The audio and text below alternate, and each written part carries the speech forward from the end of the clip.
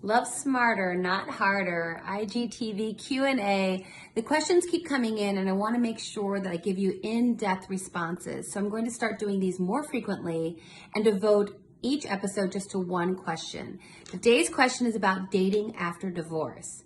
And the question is, I have a boyfriend who is actually an old friend from high school. We've known each other for 15 years, but we've recently reconnected and began a romantic relationship. And we are great together and it's a beautiful partnership.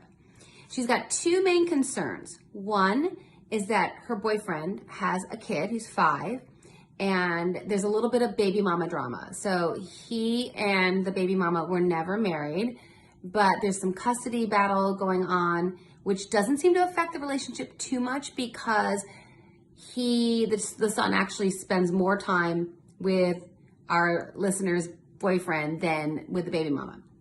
But she just wants to make sure that it's hard for her to watch him struggle with all that. And so she was curious about that. And so my first recommendation for part 1 of your question is you're so wise to be very mindful of the whole step family situation. If you guys continue forward and eventually get married, then you'll be a stepmom. And that's a complicated relationship, and it's one that sometimes has unanticipated curveballs that get thrown at you, and things that you thought might be really smooth and easy can be more challenging than you expected, and things that you thought would be hard can be super smooth. So it's a dicey relationship, but I'm a stepmom and I love my stepkids, so it's not a deal breaker at all.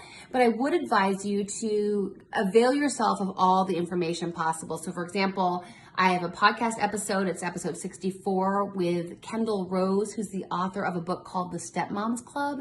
And that's a great resource. Kendall just lays it out. Like, here are the things that are nitty-gritty details that aren't so sexy to talk about when you're in love and you're dating. But if you do commit and you do get married and you become a stepmother, these are things that you really should know about. So be sure to listen to that podcast episode and start kind of maybe follow some stepmom accounts and just start getting into that genre and that area, because like I said, it can be more complex than you anticipate. But it's totally doable and it's totally a wonderful thing. But again, you want to make sure that you're availing yourself of all those resources. That's my first recommendation. Part 2 of her question is, she says, I was with my ex-husband for 10 years, 4 years married, and then 10 years total. And she said she's had a handful of boyfriends after that, and she definitely wants to get married again. And this has been the best relationship she's ever had with her current BF. But here's the deal.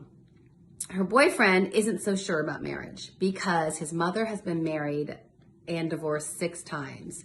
And he's voiced that I am changing his mind because their relationship is so good, but he's never said that he loves her, even though she said it. And he says things like, I've never met anyone like you before, but there's the drama with his baby mama that was chaotic. And also, of course, his mother's 6 marriages, that he's a little gun shy about marriage. And she has said, as I said, she said, I love you, but he has not. And he says things to her like, hey, I'm going to get there. Just give me some time. I'm just guarded. I just want to be sure it's not a reflection on you. You're great. Don't sweat it. We're great together. I'm just very complicated. And she says, we've only been officially dating for 9 months. But here's her main question. She says, we're both in our early 30s and we're not kids, right? Because she's a divorcee and he's a man with a son, and she doesn't want to waste her time if it's not going to go anywhere. And so she says that she plans on giving it till the year mark.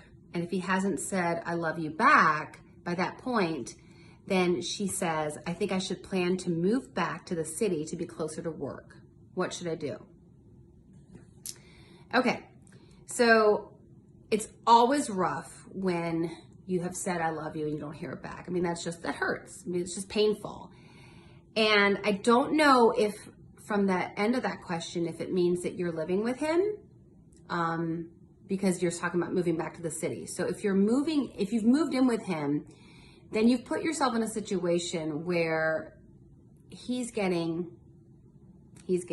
a housemate, he's getting support for his son, he's getting a stepmother essentially, and he's getting a partner in all the ways that men like to have a partner. But you're not getting what you want, which is, I love you back, and I see having a future with you, and you've said, I want to be married, and he's saying, I don't know about marriage. So we've definitely got a great connection, great chemistry, and there's all that great stuff, but there are elements that are not aligned. And I talked to my husband about this because I said, you know what, if she is living with him, and she said, I love you, and he hasn't reciprocated, where are things from a male perspective? And he did say that, as he put it, you're making it too easy for him. And the power balance is out of whack. And people hate talking about power in relationships. They hate it. But power is always a part of relationships, even in marriage, even in really, really strong marriages.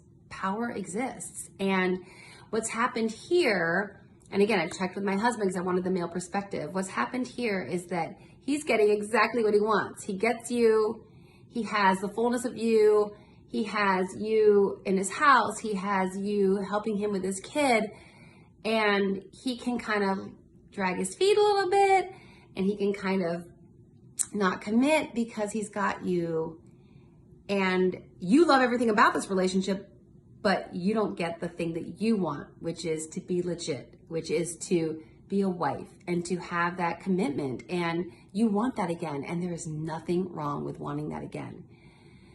So I would agree with you, and my husband agrees as well, that your plan for at the year mark to reassess. And if you're not getting the I love you at that point, and if you're not getting an understanding that this is moving in the direction that you want, then you may need to move back to the city. You may need to create a little distance. And if that means moving back to the city and totally breaking up, that's one thing. Or if that means moving back to the city and just creating that space so that he can understand, like, hey, it's a partnership and you have desires and you are allowed to have those. And it's only fair that he's getting what he wants out of the relationship, that you also get what you want out of the relationship. So again, I hope that helps, because I'm not coming just from my perspective, but also getting the male perspective. And thanks for the question. And yeah, keep us posted, and I hope it works out. I hope he says I love you, and I hope that commitment is in the future, because it sounds like there's so much good stuff there.